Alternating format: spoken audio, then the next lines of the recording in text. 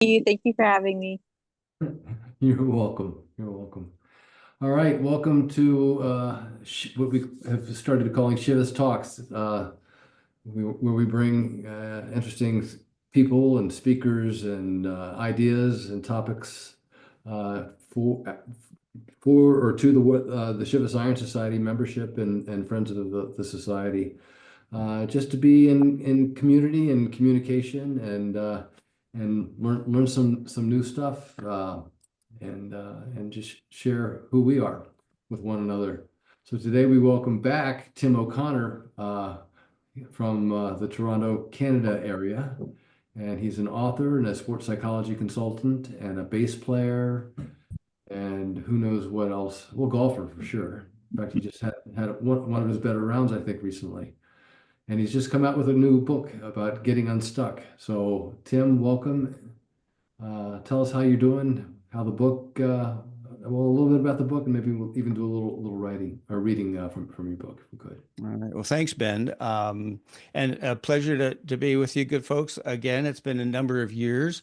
And as Ben made clear, I am a Canadian, and most of you good folks are American. And we are aware that there are some things going on these days between our countries. And I just want you to know that I feel comfortable with you, but I have taken defensive measures these days. So that's the new hat that I wear when I play in my punk band. So I have a lot of fun with that. So as Ben said, yeah, I have a book that came out, my fifth book. It's called Getting Unstuck, Seven Transformational Practices for Golf Nerds.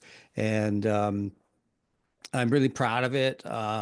It's the first book that I wrote, kind of a more personal book as a coach rather than as a journalist. I spent most of my career, I was a music critic in the 80s and then wrote about golf in the 90s. And most of I wrote the biography of Mo Norman and some history of some pretty interesting clubs up here.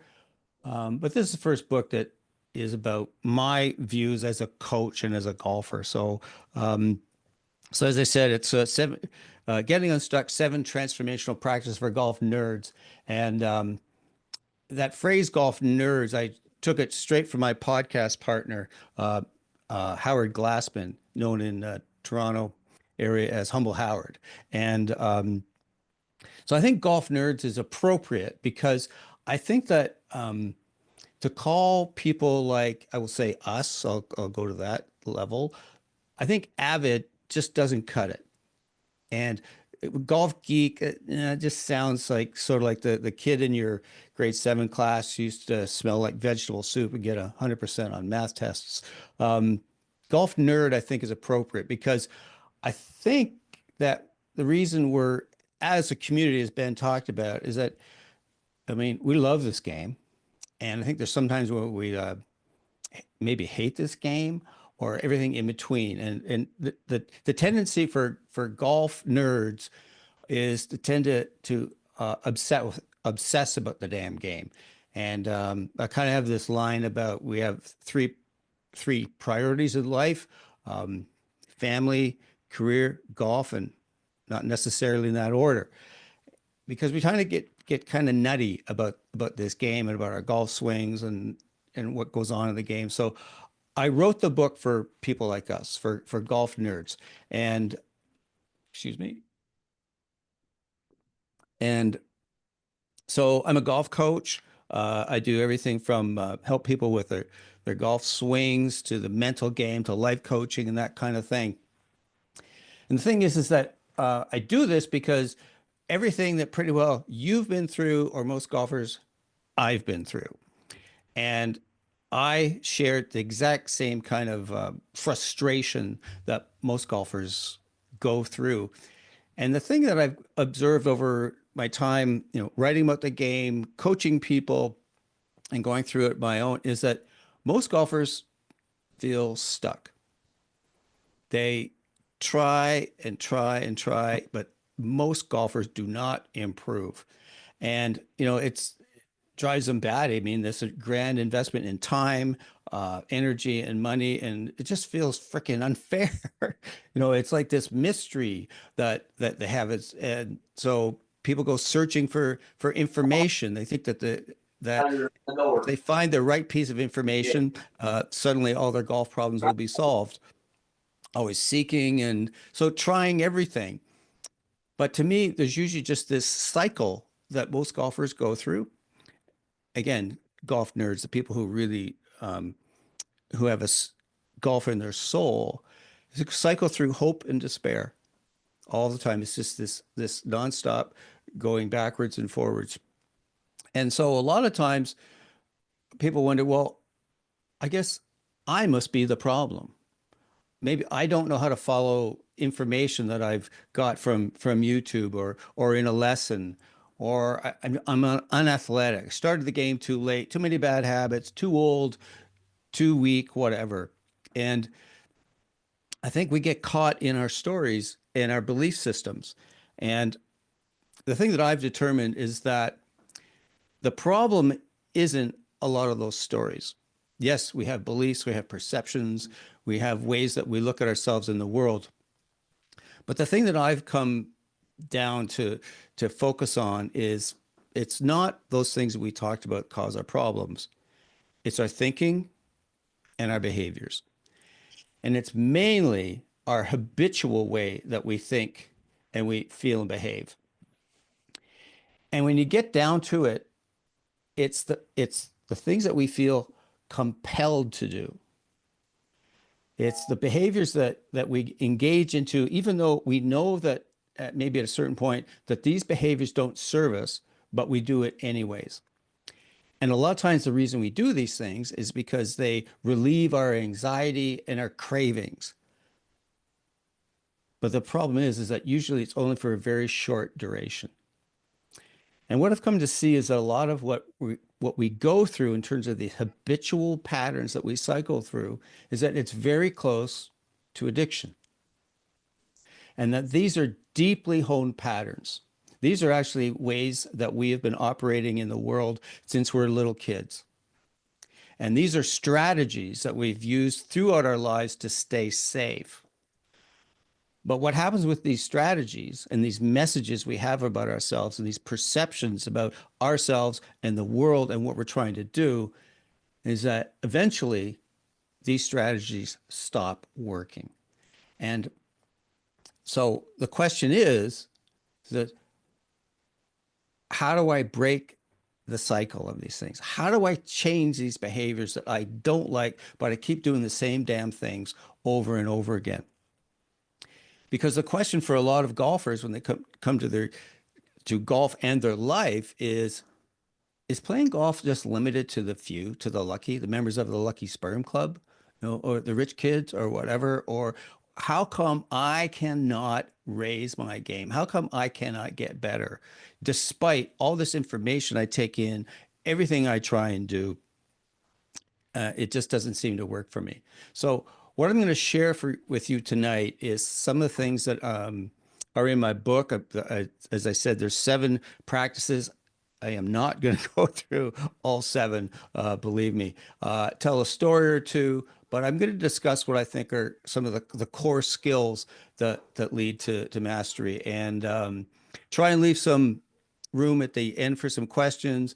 And if you have any questions, you want to make some comments, while I'm yammering away, just use one of those, I think the hand signal. And Ben, if I don't see it, Use the hand signal or just use the chat. That's part of Zoom. And yeah, yeah, and if you feel a need to interrupt like I just did, go ahead and unmute yourself and ask a burning question. yeah, just go for Let's it. keep it a little bit interactive if we can. 1000%. Okay, thanks, Ben. So I'll give you a little bit of my story.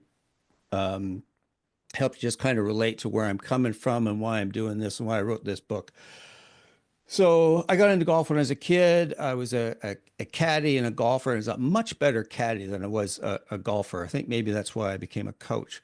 But I also got into, I was also a deep music nerd, played the bass guitar in rock bands in high school and university, kind of left golf, but came back to it later because I became a journalist. And Yes. so, I think part of why I became a journalist is I'm a consummate reader. I just read everything. I was into athletics, but I love to read books on all kinds of things. So, in many ways, I was a real overachiever. I wanted to always be the best at whatever I was doing. And so when I got into writing and started to feel I had a degree of talent for that, I just read every book I could on writing, and I studied writers. I read books on everything from style to grammar, and that became my strategy for a lot of things in my life. So in journalism, as I said, I was a music critic in the 80s, a pretty cool job. I interviewed people like David Bowie, Pink Floyd, U2. It was a pretty cool job. But I got back into golf in a big way during the 80s. And I actually switched to writing about golf as a freelancer. Covered the Masters, PGA's U.S. Open. I was there when Tiger won in 1997, and I got to interview some of the best coaches in the world and talk to players. But sometimes I always felt that the reason I did this is so I could learn from them how to become a really good golfer, as opposed to telling good stories. But what I came to understand about my golf as a golf writer and a player is I was a complete obsessive. I took lessons. I read all the books back in the days of VHS, watched everything. And so where I'm going to connect this with is in the playing of the game. So when I was in my early 30s, my dad used to invite me to play, and he played at a very nice private golf club in London, Ontario. And I was honored to play with him and his buddies, but I'd be very nervous. I would want to play well. And well, I would just get so tense. I'd be brutal. I'd shoot my brains out 45, 46 on the front nine. And my dad could tell that, I was just this bundle of nerves. And it'd be often that maybe on the 10th tee, he goes, "Hey, pal, let's just have some fun." And I'd think, I'm a golf writer. I know what the hell I'm doing here. I wouldn't say that, but that's what I'm thinking, a real whippersnapper. And, I've continued to try so hard to do everything right, have the right swing, get the elbow in the right spot, set up, all that stuff, and just get worse and worse. And then finally, Dad would hit me with this beautiful phrase that he came up with and says, "Hey, Tim, why don't you put your don't give a shit swing on it?" And pow, I just straight down the pike. And it was like, oh my gosh. And I played pretty well most of the time. But that to me was just this golden nugget that my dad gave me, some old guy wisdom.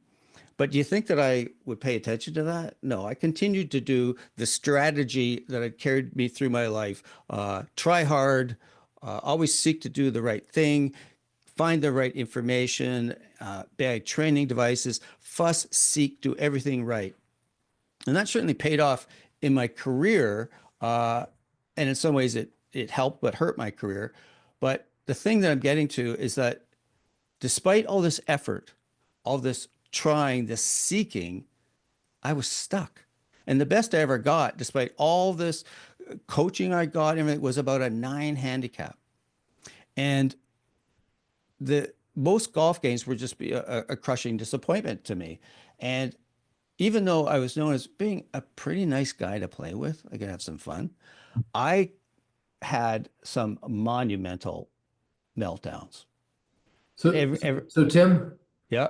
let's see if we can't move it towards the book a little bit and how it's going to affect us, less biographical, if you will. Okay. Well, what I'm getting to is that most golfers go through these cycles of hope and despair, depression, chronic searching, all this kind of thing. And I went through that. But when I started to understand how I got in my own way, it was through awareness. It was through Fred Shoemaker that he introduced me to a lot of these things around rather than trying so hard, which I see most golfers do, is I started to just have a greater awareness of what my mind was doing and what I was trying to do. And so that was about 15 years ago. And from the course, from the matter of it was about June to August, my handicap went from a 9 to a 6. And pretty soon I was playing the best golf of my life. And what I started to understand, it was from awareness. And it was from understanding how my behaviors got in my way. It was like these compulsions that kept me to keep searching for the right thing to do.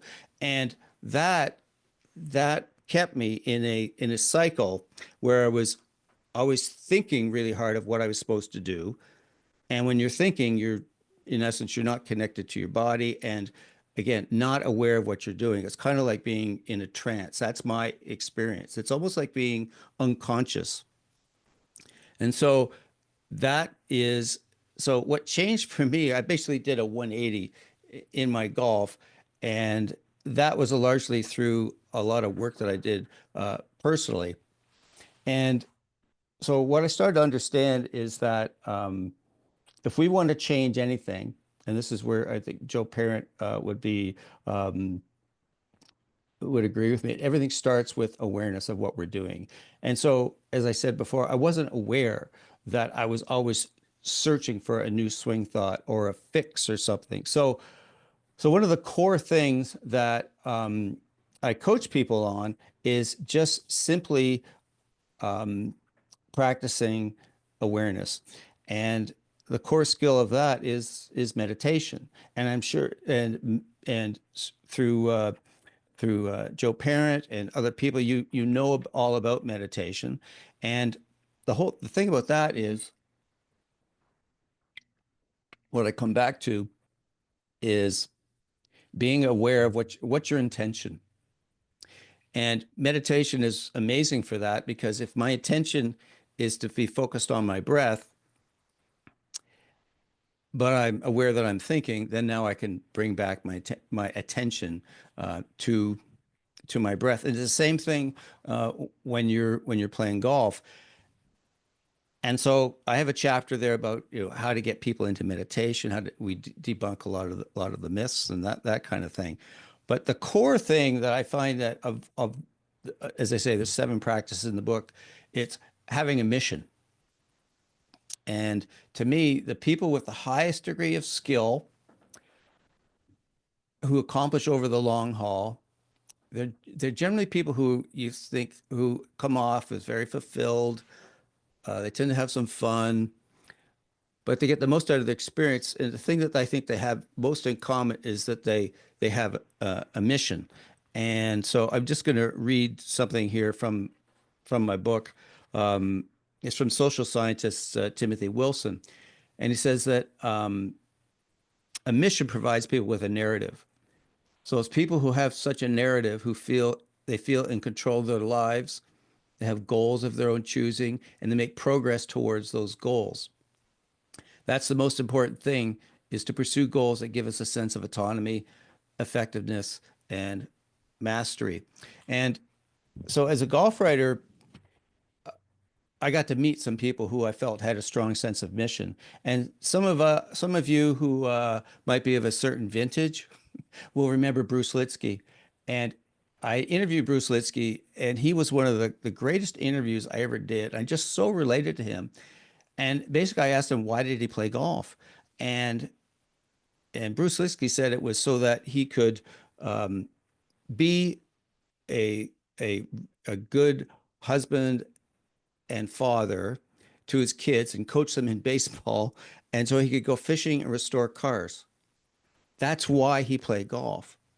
And so I relate that too with Scotty Scheffler. Scotty Scheffler, you ask him what's the most important things in his life: family and faith and golf. And so the reason I think this is really important is that if you have a mission or a higher purpose, you don't get sucked down into a lot of the things that we tend to fixate on in golf culture, which is shooting low scores or getting your index down. And a mission, it basically articulates and identifies what your higher purpose is. Because when you commit to a mission, it keeps you going on your path, on your North Star of where you want to go, rather than getting sucked into, say, fixing your wedges, or trying to not three putt, or trying to find this new way to gain more distance that you saw on YouTube, because that's how the majority of golfers stay stuck. They're always trying new things, panic practicing, um, trying to find something. They have a tough game on a Saturday morning. They got a match coming up, so they go to find something. And that is really why most people get stuck. And what happens is too, is that they get so attached to their identity and their image of themselves when they're not able to reach that and get better. That's when the meltdowns happen, and that's when people really. Um, I had a client send me a note the other day. I've been working with this fellow for about 6 months, and he said, "No more calls. I'm quitting golf. I was at the last tournament. I'm not doing this anymore." And I think we've all been through that. You just are just beside yourself. Maybe it's a tournament you wanted to play in, or heading towards a career score, or just stuck on this plateau, and the game just becomes so infuriating. Um, but so it becomes this mystery, and just kind of gets stuck and crazy. And so that's the reason I wrote the book, is try and help people through that type of stuff. And really, I think if we just get down to it, the core thing I believe around um, moving forward in golf and in your life is that uh, no one is fixed, and there's no solutions. Um, Really, what we're talking about here is transformation. And with awareness, I think you can begin a process of moving, to a new way of being. And so I think rather than fixing and finding solutions, I think a lot of times what people find is that through awareness, by knowing and feeling and witnessing what they're doing, they realize, this way that I'm going about this golf thing just makes no freaking sense. It's not fun. I'm tired of being controlling. I'm tired of craving, judging, comparing myself, hoping, seeking. It doesn't feel any good, and it certainly hasn't led to me playing any better golf. But I think with awareness of what we're actually doing, witnessing our mind, seeing what we're doing, examining our behaviors, seeing if they really serve us, I think you can kind of outgrow these things and see that they don't serve us, and leave it behind. And I think a lot of it comes with maturity, but it comes from hard experiences, having meltdowns, like I talked about, being frustrated because, as a friend of mine said, um, never learned anything on a good day. So I think what happens is that we start to discover, when we let go, surrender is a word. Um, we start to own our own gold, start to see our own innate brilliance. And I think golf becomes a richer experience, um, more connection with the people you play with, certainly more presence in the environment, hear the birds, feel the wind, that kind of thing. And the bonus is that you play a lot better golf. And I think what really the big prize is that you start to become more aware of your true self. And that's the core thing in my book, is that I look at golf as a portal to transformation. If golf is just about writing a lower number on the scorecard, I don't think I'm not all that interested. I don't think it makes that much of a difference in how you play, anyways. So yeah. Any questions, comments? You want to debate me? Ask a question, Yeah, elaborate. let's get in a big fight. No, I wanted to say that I think most of the people who are members of the Shivas Irons Society in our community uh, don't have that score attitude, and it's for most of the people I've had experience with, it's about learning and mastery, and it's probably singing from the exact same hymnal that you're uh, have writings about, Tim. So, and we all have frustrations with the game, and it goes, to the very highest level. So, um, did you want to share something specific from the book if no one wants to start a fight with you or a conversation or? Well, I'll give you well, this story was this was a fun story to tell in the book. And that was one of the things that in the book I put in, I took this word from Fred Shoemaker. He called it interludes, which I think is from Bach. So in between each chapter, I have an interlude, which is another word for some first person stories. Because I think that stories are a great way for people to relate to any kind of teaching. So one of the stories is about how I would play. I was invited to play with my parents, and we got the first tee off time. It was my brother and I, and so we got the first tee time. But what I noticed as we got started is that we had some rabbits behind us. Rabbits are those retired guys who their grand ambition is to play in a short amount of time than the day before. So So here we are trying to have a family game of golf, and these guys are just staying right on us. And finally, I said, let's let them play through. So, so they do, and our family is not really enjoying this at all. So I hit a drive on the sixth hole, and anyways, I came up to hit my wedge shot, and the ball veered. I'm going to read it here. The ball veered dead right, a shank, not a many swear words. And I trudged over the ball and found it, and I swung my wedge again, and F word, another shank, and my world went black. I swung the business end of my wedge at my golf stand bag. I heard a strange crackling sound. Something was happening to the head of my driver, and then it slowly and sickeningly tipped forward like an elderly person having a fainting spell and fell to the ground. And I went, oh my God, I killed my driver, my fucking $600 driver. I committed a gross act of violence. And I was the worst kind of golfer. That's what I thought. Anyways, I thought that I was the worst person in the world. I did this while playing golf with my parents, and I was going to go home. And I finally just went to my mother and father, and my mom just went, well, we all do stupid things. And that's when I realized that playing golf with my parents, and particularly my brother, wasn't a matter of me trying to play well and do everything right as I always had.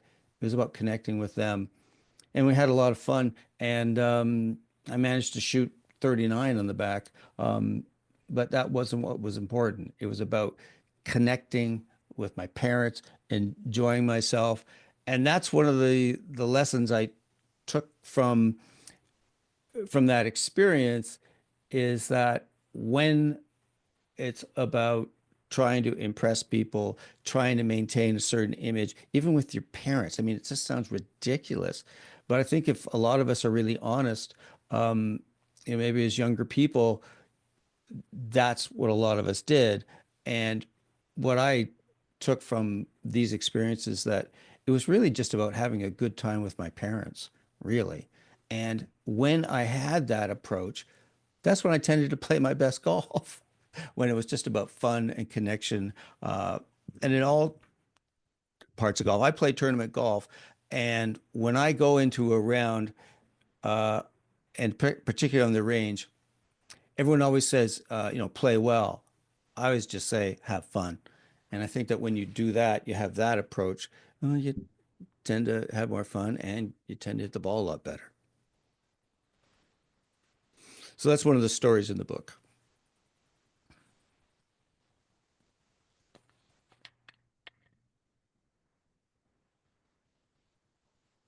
Rich, Dr. Rich, you got a question or yeah, let's get you unmuted.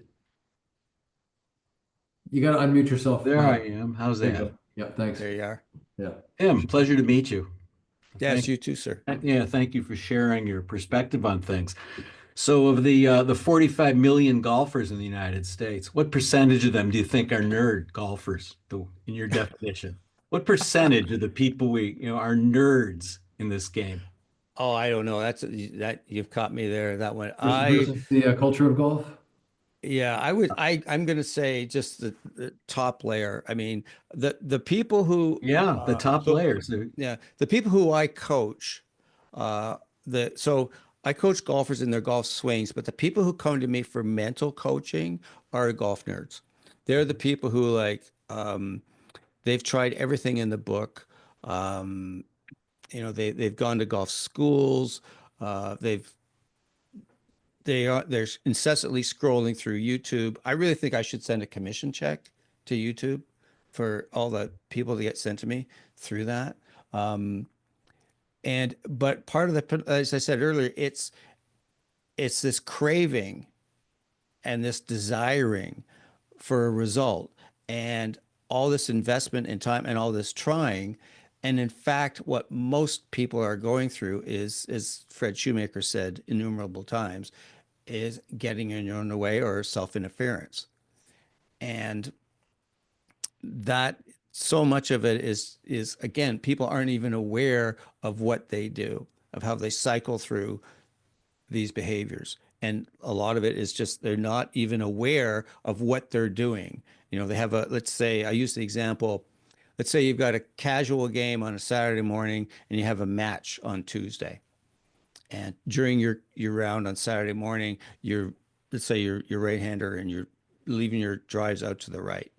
So of course you want to show up and play well for your match. So you go after your round on Saturday, you go to the range and you practice. In fact, you panic practice. People don't think of that, but hit innumerable buckets and end up in a lather and usually down some frickin' rabbit hole of trying to swing this way or change something. And that's not how anyone becomes a master at anything. And so they show up Tuesday, a nervous wreck for the round on Tuesday, not playing with or swinging with any degree of trust or comfort at all. And so that's just an example of how people who want something so badly, um, in, usually just causes them to get in their own way.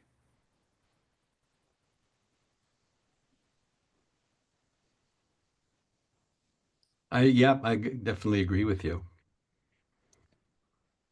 Is that Bill?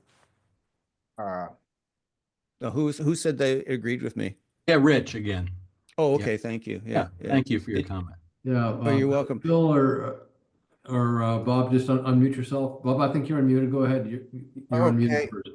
Um, I read your book in preparation for tonight, and Oh, thank thank you. you for writing it in first person. It made it feel like I was having a conversation while out there walking around the golf course. So that was nice, as opposed to thou shalt. Uh, but one thing passed through my mind as I was reading it. I was thinking back over my poor understanding of the history of golf, but I think of it with Calvinist roots of hard rules, right and wrong, and good and bad, self-judgment, heaven and hell. Then we went through this period of the golf swing, the total mechanics and all the equipment and the iron will and course strategy. And now we're kind of going towards this be the ball transcendence period. And uh, now I kind of like that. It's probably part of becoming an old man, that I kind of like that kind of thing. And it's not so much competition at all for me. But I have found that that movement towards is probably what drew me to the Shivas Irons Society. And I Hmm. found some of that in your book. Yeah. Okay. I think we Okay. all, you say we're getting more and more towards that area. And maybe, I don't know if you said just for us older people or stuff, but we also get into our own rabbit holes, with social media and the podcasts and stuff that we choose. Then it gets all funneled so that we're seeing more and more of that stuff. I don't know how big the culture of golfers who were followers of Golf in the Kingdom and meditation and stuff is, but it's certainly a nice group of people that I enjoyed talking with and stuff. So, and we're all representing, I think, that part of the community. Yeah, I'm going to interject, Ben. I still think though that what we've been talking about in this call, and I think a lot of us, why we're members of the association, it's still counterintuitive to the culture of golf. It's still such a small segment I agree. of instructors, people who write about the game. It's still we're dominated by, and it's getting to me worse and worse Ah, because of the computer in your pocket. I mean, gives you have immediate access, uh, through this damn thing to a bottomless ocean of information, and and it's addictive. That's why I said earlier, it's so easy to look for something, and let's say you're having a problem with your game and you happen to find something that seems to be just right for you there. So you get like this dopamine hit and I think, okay, this is it. I found it. And it's not much different than going to the range and finding, oh, if I do this with my left hip or my right elbow, I'm going to turn pro tomorrow. And of course, everyone has experienced, you go out the next day and you're 7 over par after 4 holes, and it's ever thus, because that's not how we learn. And hmm. so I think what you're, uh, Robert, what you're saying about this, I don't think it's really what we're not talking about is like that. I love what you said about the be the ball thing. That's great. I love where you're going with that. But to me, it's not necessarily having a mystical experience trying to hit the ball and having tea with Buddha. It's more about being present to my own experience, to what's actually happening. What am I thinking about? What am I feeling? And what's happening to this golf club? How am I relating to the target? What's going on? Instead of being compelled to think that if I do this the right way, I'll play better, I'll solve my chunks, I'll stop three putting, I'll fix my slice, whatever. And because no one ever in the history of golf, I'll stake my profession on it. No one found something on YouTube that immediately stopped them slicing. That's just not how people learn. That's just not how it works. So I think it's about what we're getting at with a lot of the things that Dr. Parent teaches, things I talk about, others like Fred Shoemaker, Carl Morse, etc., is what what are we trying to do here? And we're trying to access these innate skills that we have. And a lot of it, we don't even understand how brilliant we really are. But a lot of that comes from like, what are we paying attention to? Thoughts or my own physical experience? Hey, Megan, did you have a question? Yes, thank you so much. I was wondering if you have any tips on the word surrender, because I've noticed that when I surrender in any aspect of life, things turn out so much better than when I'm trying to control and overthink something. And so far, the only time I'm able to pull that off is when I'm completely backed into a corner and I really don't have the option to not surrender. And it would be nice if I could do it on purpose, if I could do it without hitting a bottom of some kind. Okay. Are you talking about life or golf or both? Both. What's the difference? Ah, Yeah. Yeah, exactly. Well, I'm going to start with golf first, as an example.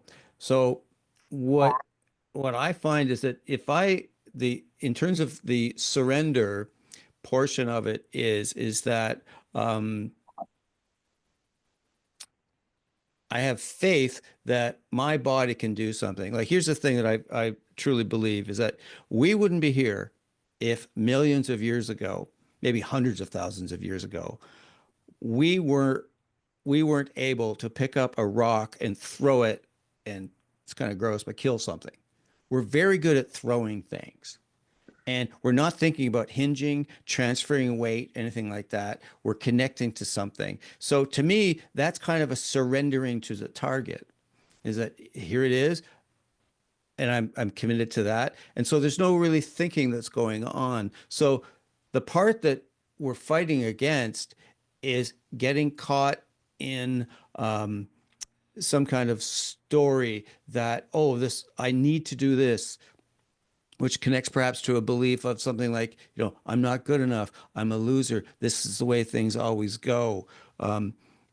And so if we can kind of observe what's going on. Oh yeah, there's the story. There's the belief system.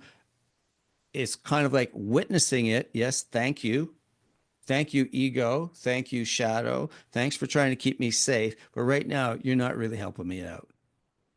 So I witness you, but I'm going to engage in this task. And just going to pay attention to what I'm doing here and just be present to those things.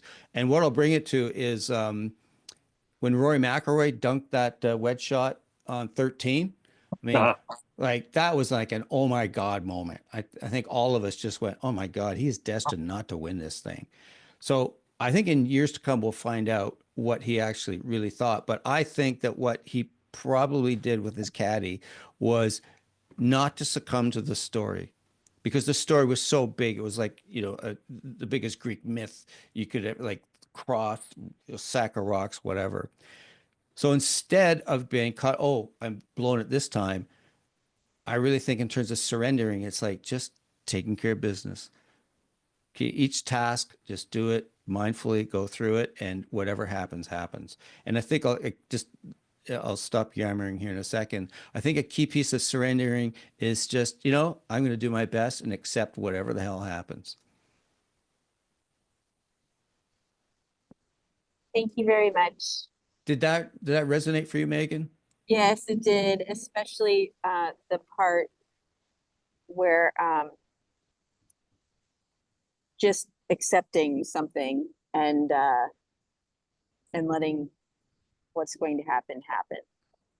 Yeah, thank you. Yeah, I guess not being attached to the outcome.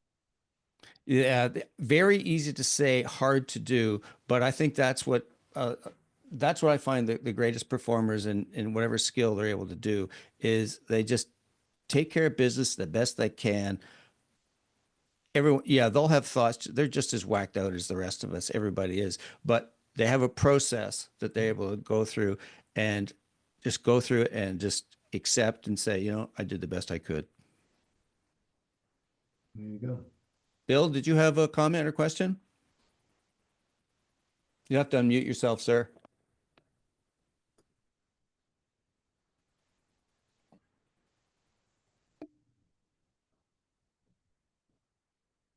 Got to find that unmute button.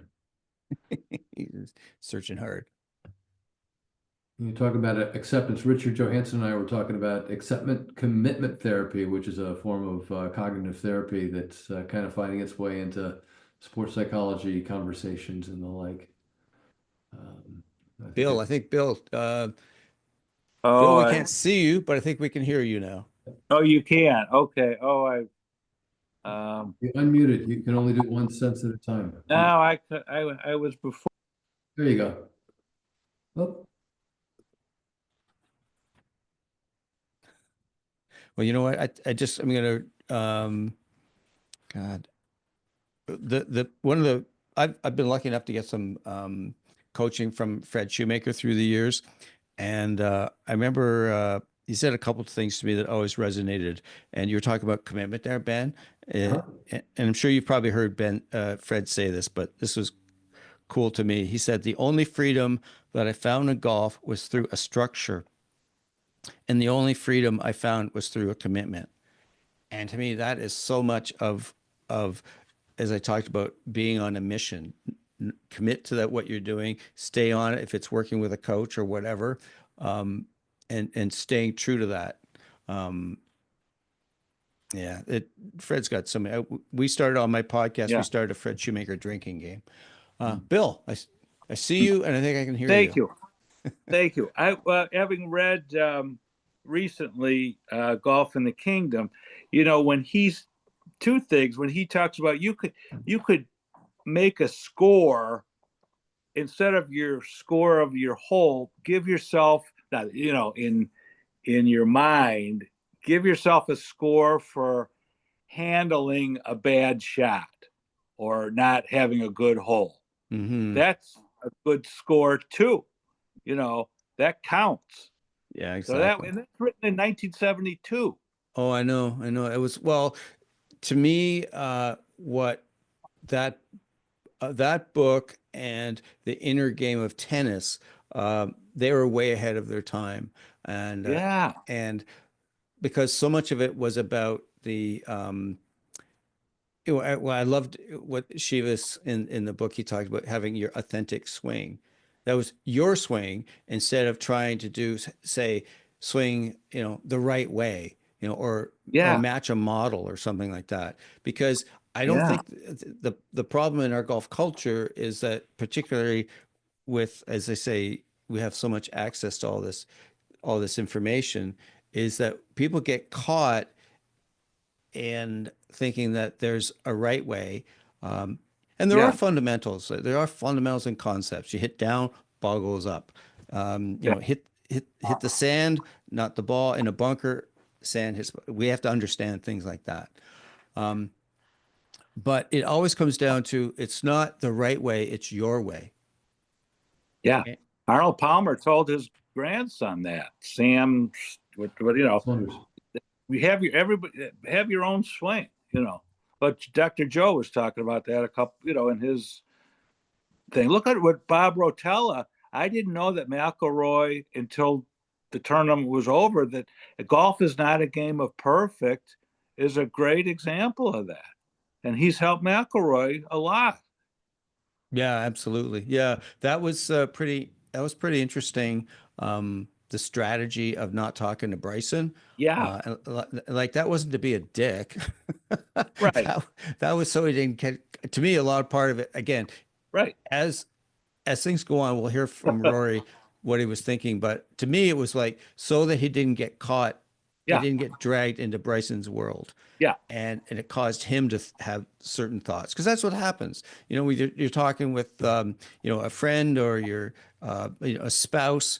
Someone will say something, and paying off your brain will go, instead of being able to stay present. But just to what you were saying, I mean, Sam Snead pulled just about every shot.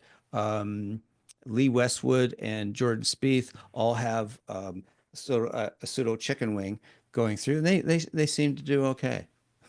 Yeah. Yeah. See, I love it. You're right. I didn't know that about Snead. Yeah. Yeah. Charles, yeah, or sorry, Bill. No, go ahead. Go ahead. You Somebody else. complete? Okay, Charles. Charlie, unmute Yeah, yourself. thank you. So I got this amazing book last week. And so I was out this week and, give it a try, right? And so as you started tonight, you said, hit the ball like you don't give up, right?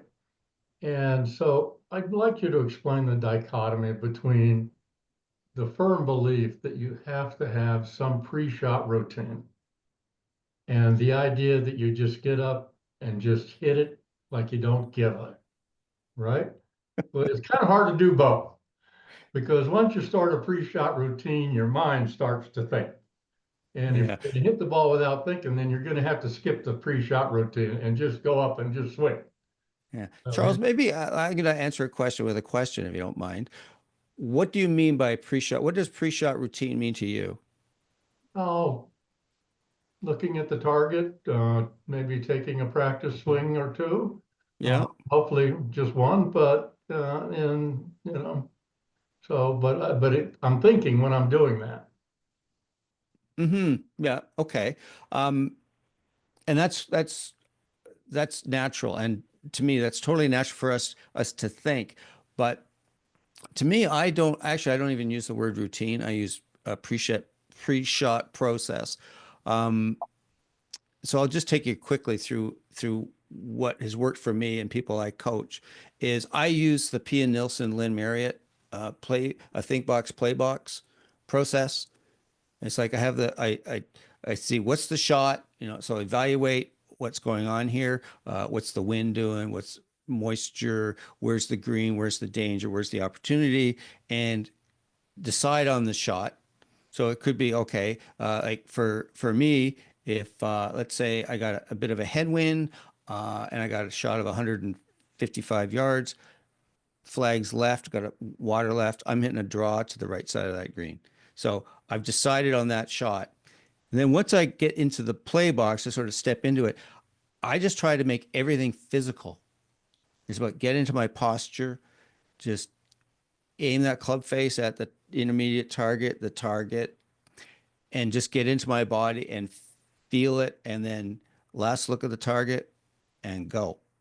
So that to me for me, that connects with the don't give a swing, because I'm not thinking while swinging about what I'm doing with my right elbow or my left knee, or choose from thousands what you want, transfer my weight to a full finish. No, if you go through that process, your brain will pick up on the right information. I'll just try and be brief here.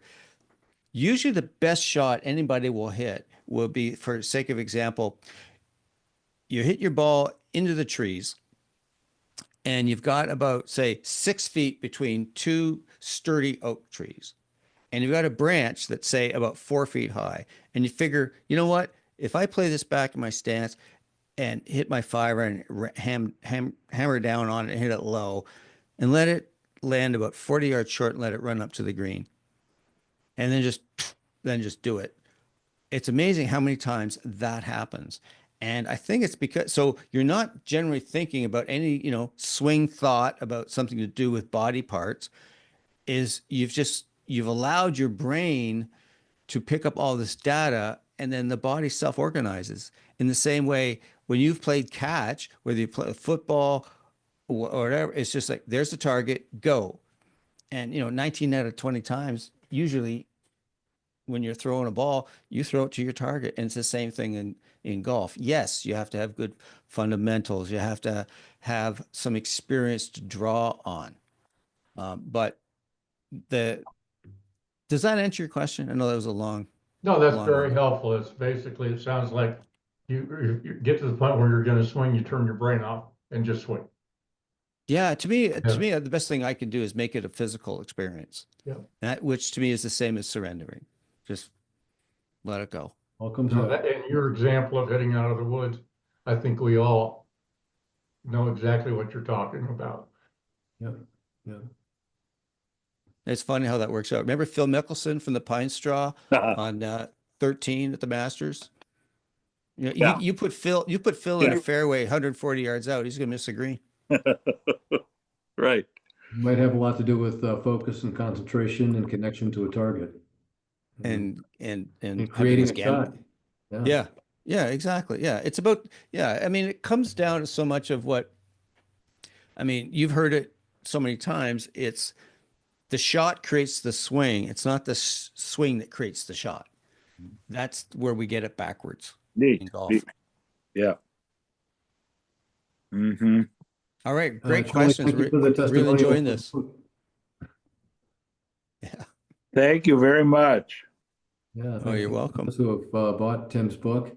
I want to let you guys know that Tim's got a podcast that he does fairly regularly, and if you want to follow up with him directly, I encourage you to through the Shivas email, or just I can get you in touch if it's not accessible to you. But I think some of his contact information is on the flyer that we sent out. But are there any other questions before we kind of close up for the evening?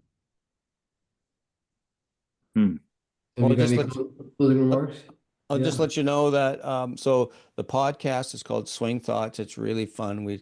It's a mixture of we talk about the mental game, but my co-host is a stand-up comedian and a scratch handicap, and we have a lot of fun. We've had like Dr. Joe on the call on the podcast, Carl Morris, Fred Shoemaker, Sean Foley, you name it. So it's as I said, we're in our 10th year. I do a blog. Some upwards of once or twice a week, at least on Substack, T. O'Connor at substack.com. So check that out. And if you're interested in the book, you can find it on Amazon, like you can find everything. But I just want to say thank you, Ben, for the invitation. And thank you for some little direction there earlier on the call. That was really super helpful. And I really appreciate it. I thank all of our folks who signed on here for being part of it, and let's all stay in touch and have conversations and get together and play golf. If I can help set up a golf event in your neighborhood or help you find other members that live nearby, I'd be honored to do that. So anyway, I hope everyone has a good evening, and look forward Thank to you, Ben. soon. And we got room on our abandoned dunes trip coming up in August if anybody's Yeah. Well, is we've got Isaac Weintraub, who you keep on mentioning Tim, Fred Shoemaker. Isaac has studied with Fred, and he's a tournament golfer. And I just caddied for him today in a U.S. Open qualifier. We just narrowly missed qualifying, but Oh. you know we've got Isaac's going to be on that Bandon trip, and he'll be doing videos of people's swings and analyzing and helping them and stuff. So if that's of all interest, let me know. wow. All right, guys. All Everybody right. have Thanks, a good folks. evening. Thank Thank you. you. Thank you. Cheers. Bye-bye. With you all. Bye-bye.